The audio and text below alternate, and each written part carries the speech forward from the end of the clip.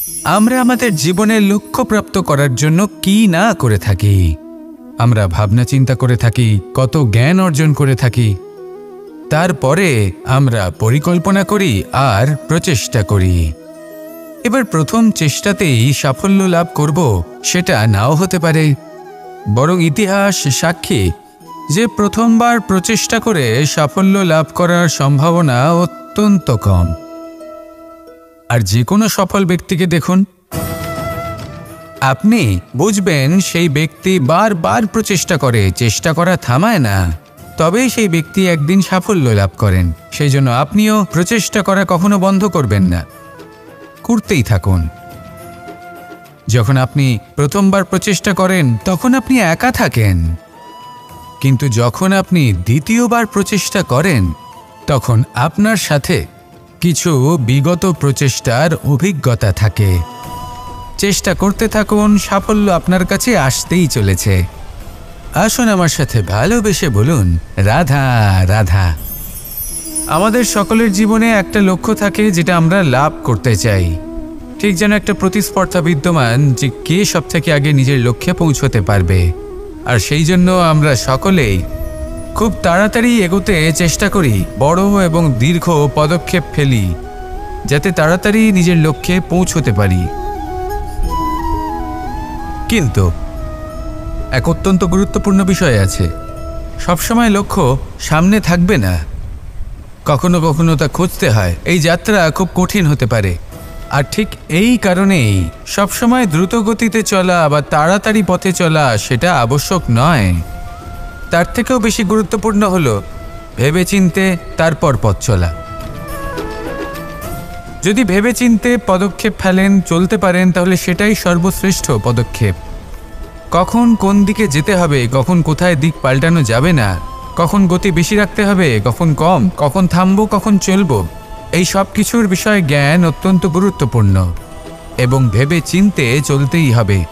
সেই জন্য শুধু তীব্র গতিতে সামনে এগোলে চলবে না, ভাবনা চিন্তা করে এগোতে হবে।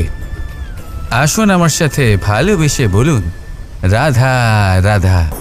মানুষ বলে থাকেন যে জীবনে সময়ের পূর্বে এবং ভাগ্যের থেকে বেশি কিছুই পাওয়া যায় না। এটা যার যার নিজের বক্তব্য। আমি বলবো এই সময় আসলে কি? এই সময় হলো যাতে যুগ যুগান্তর নিহিত আছে, যার মধ্যে দিন আছে, মাস আছে, বছর আছে, ঠিক কিনা? বাস্তবে আপনার কাছে সময় কতটা আছে যা আপনি সদ্ব্যবহার করতে পারেন? তখন থেকে আছে যখন থেকে আপনি নিজেকে বুঝতে শুরু করেন, ততক্ষণ আছে যতক্ষণ না আপনি এই সংসার ছেড়ে চলে যাচ্ছেন। শুধু এইটুকু সময় আছে আপনার কাছে। আর যদি ভাগ্যের কথা বলা হয়, তাহলে ভাগ্য হলো সেই পরিস্থিতি যখন মানুষ নিজেকে সময়ের হাতে সমর্পণ করে দেন, তাকে ভাগ্য বলে। অর্থাৎ আপনি জীবনে পরিশ্রম করেছেন, বিপদের সম্মুখীন হয়েছেন, সামনে এগিয়ে গেছেন, কোথাও পৌঁছে গেছেন, এবং তখন আপনার মনে হলো যে ব্যাস এখানেই থেমে যাওয়া উচিত, তাহলে সেটাই হবে আপনার ভাগ্য। যদি ভাগ্যের কথা বলা হয়, তাহলে বলবো সত্যবানের ভাগ্যে মৃত্যু লেখা ছিল, কিন্তু সাবিত্রীর কর্ম তাকে পুনর্জীবিত করে তুলেছিল। অর্থাৎ এই ভাগ্য বদল করা সম্ভব কর্ম এবং পরিশ্রমের দ্বারা। ভেবে দেখুন, রাবণ মাতা সীতাকে হরণ করেছিল। যদি শ্রীরাম সেটাকে ভাগ্য বলে মেনে নিতেন, তাহলে কখনো ভাগ্য বিধাতা হয়ে উঠতে পারতেন না। ভাগ্য হলো একটা বাঁধন যেটাকে ভেঙে ফেলা খুব প্রয়োজনীয়। নিজের লক্ষ্যের কাছে পৌঁছতে হবে। হতেই পারে এই লক্ষ্য হলো পরমাত্মার কাছে পৌঁছে যাওয়া। আপনি যদি পরমাত্মার কাছে পৌঁছতে নাও পারেন, তাও সেই পথে কিছুটা অগ্রসর হতে পারছেন, তাই না? তাহলে ভাগ্যের এই বাঁধন ভেঙে ফেলুন, নিজের কর্মের দ্বারা নিজের প্রারব্ধ গড়ে তুলুন এবং আমার সাথে ভালোবেসে বলুন, রাধা রাধা। এই সংসারে যখনই পাপের ঘড়া পূর্ণ হয় তখন ঈশ্বর অবতীর্ণ হন। দেখুন, যে ব্যক্তি পাপের সাথে লড়াই করে সবাই তাকে ঈশ্বর মনে করেন। এখানে বিষয় হলো সাহসের, বিষয় হলো লড়াইয়ের। এই সময় সর্বশ্রেষ্ঠ শিক্ষক, আর সময় তার সাথেই খেলা খেলে যে সর্বশ্রেষ্ঠ খেলোয়াড় হয়। সময় তাদেরই পরীক্ষা নেয়। এবার হয় আপনি আগে থেকেই সর্বশ্রেষ্ঠ হন, নয় এই খেলা খেলতে খেলতে সর্বশ্রেষ্ঠ হয়ে ওঠেন। যখনই এই সময় আপনার পরীক্ষা নেবে তখন কখনোই নিরাশ হয়ে পড়বেন না। নির্ভীক হয়ে সাহসের সাথে সামনের দিকে তাকান এবং এগিয়ে চলুন। পরিস্থিতিগুলির এবং পরীক্ষার সম্মুখীন হন। এই পরীক্ষা ভবিষ্যতে আপনাকে এমন একটা ফল দেবে যে আপনি কৃতজ্ঞ বোধ করবেন যে আজ আপনি এই পরীক্ষার সম্মুখীন হওয়ার সুযোগ পেয়েছেন। আসুন আর আমার সাথে ভালোবেসে বলুন, রাধা রাধা। মানুষের এই জীবন, মানুষ জন্ম নেয়, একটা নির্দিষ্ট সময়ের পরে এই সংসার ত্যাগ করে চলেও যায়।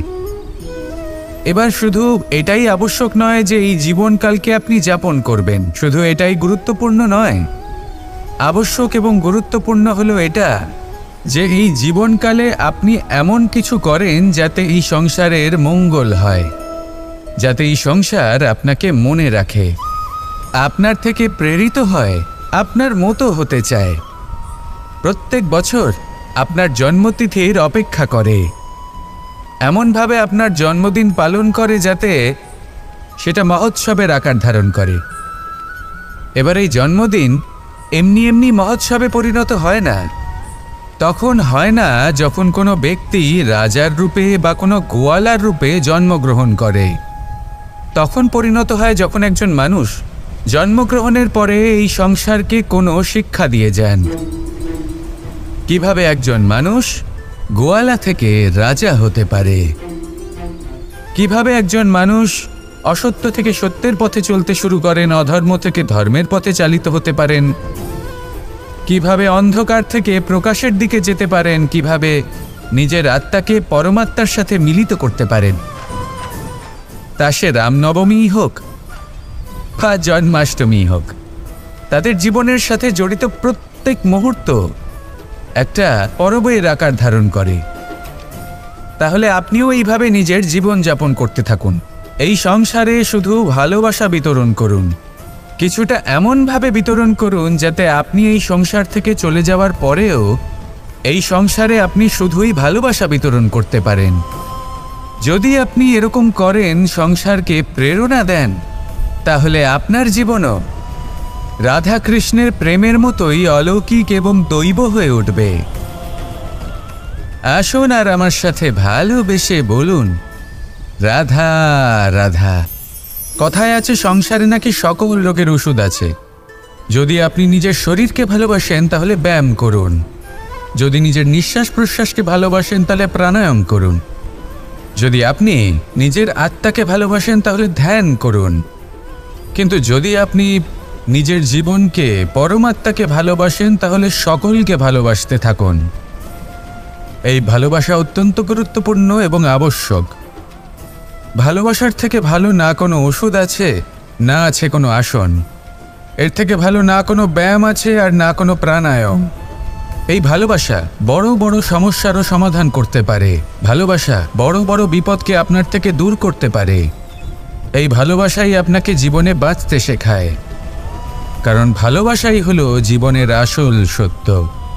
তাহলে আসুন আর আমার সাথে ভালোবেসে বলুন, রাধা রাধা। অর্থ, দ্বিতীয় পুরুষার্থ।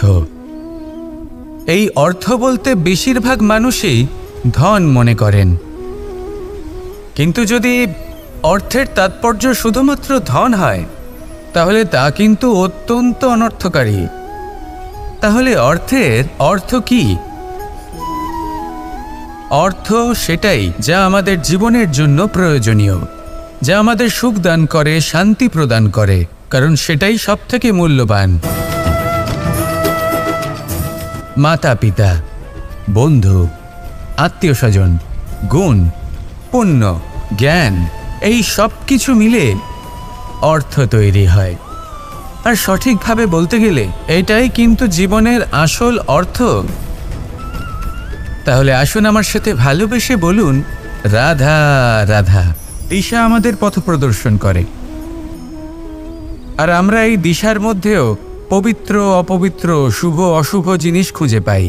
কিন্তু প্রশ্ন হলো এটাই যে সত্যি কি এই দিশা পবিত্র বা অপবিত্র হয়, শুভ বা অশুভ হয়? সত্যি কথা বলতে দিশা শুধুই একটা দিক মাত্র, কিন্তু সেই দিকে যে ব্যক্তি থাকেন তার কর্ম হয় শুভ হয় নয় অশুভ হয়।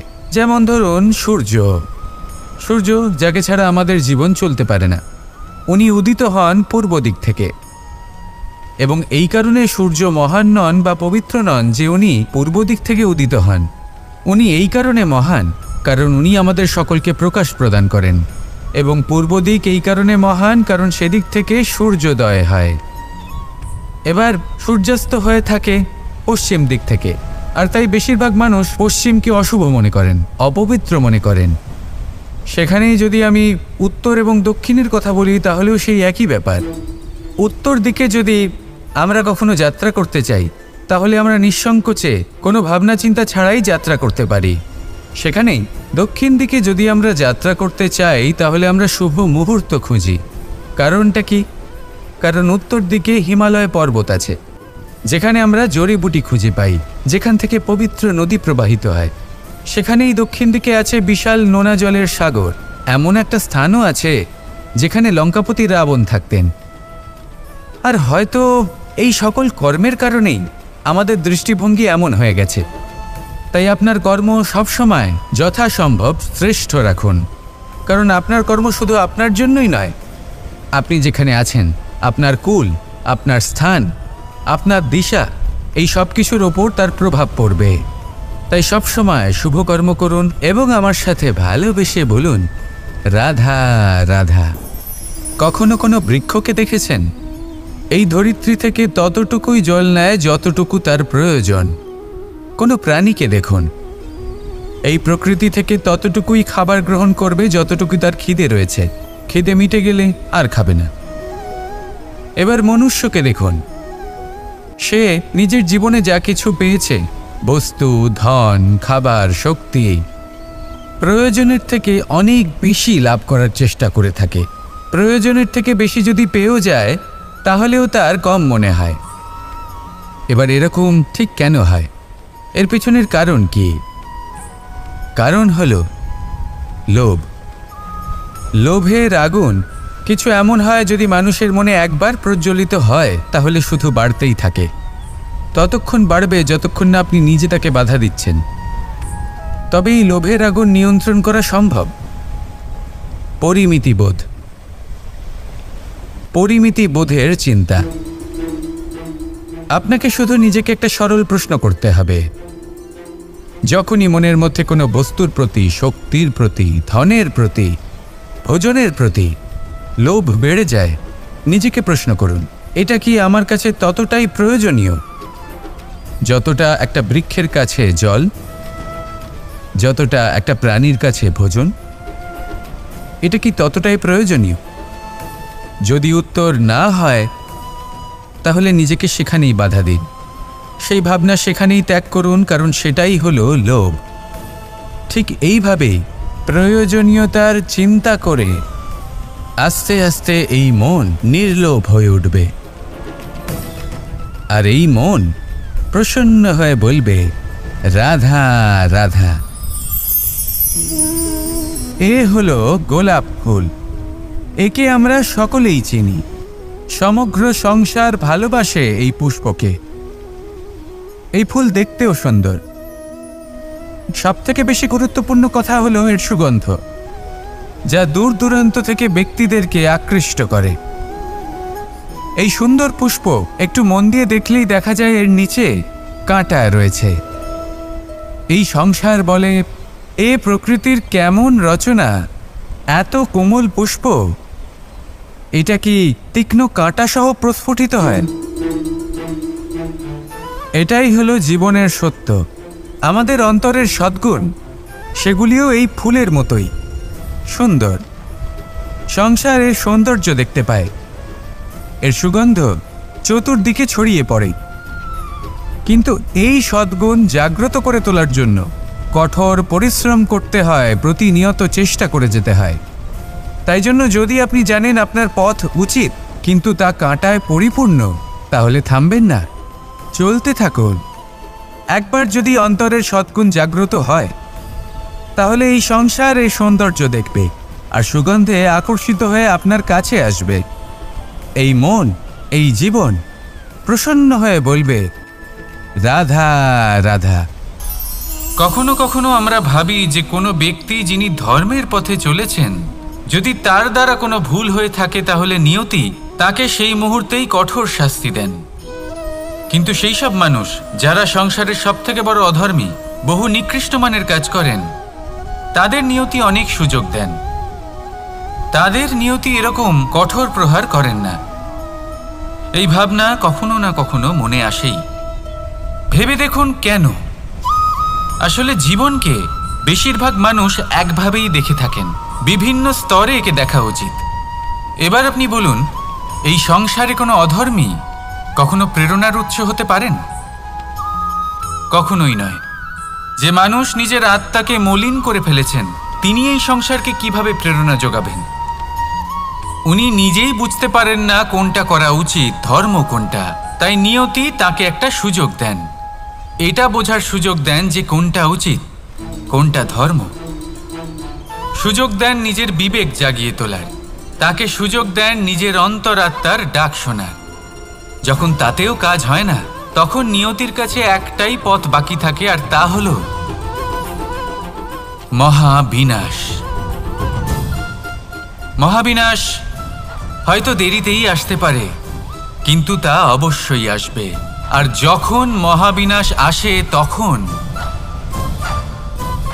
মহাবিনাশের যন্ত্রণা সমগ্র মানব জীবনের যন্ত্রণার থেকে অনেক বেশি হয়।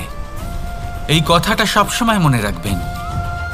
আর অন্যদিকে যে মানুষ ধর্মের পথে চলছেন, তার দ্বারা যদি কোনো ভুল হয়ে থাকে, তখন নিয়তি তার পরীক্ষা নেন।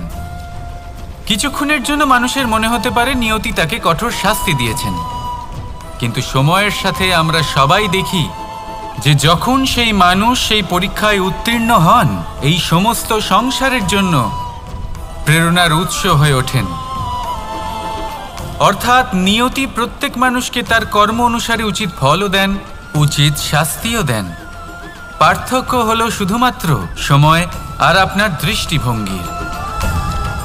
তাই ধর্মের পথে চলুন আর আমার সাথে ভালোবেসে বলুন রাধা রাধা।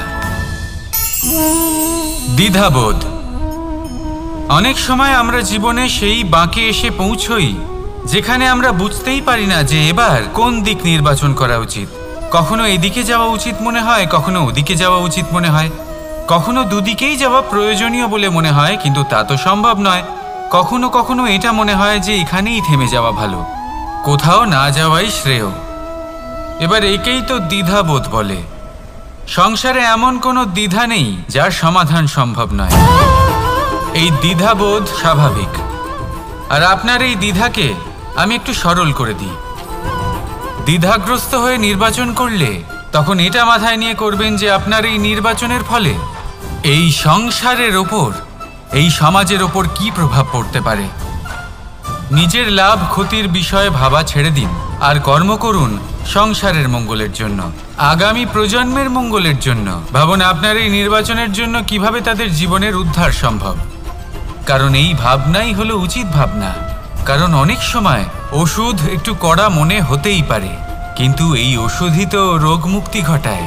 সেইভাবে আপনাকেও এই দ্বিধার মুহূর্তে কঠিন নির্বাচন করতে হতে পারে। এই কঠিন নির্বাচন জীবনে কঠিন পরিস্থিতিও আনতে পারে, কিন্তু যদি এই নির্বাচন ধর্মসঙ্গত হয়, যদি এর দ্বারা সংসারের মঙ্গল হয়, তাহলে এই নির্বাচনই হলো সঠিক নির্বাচন।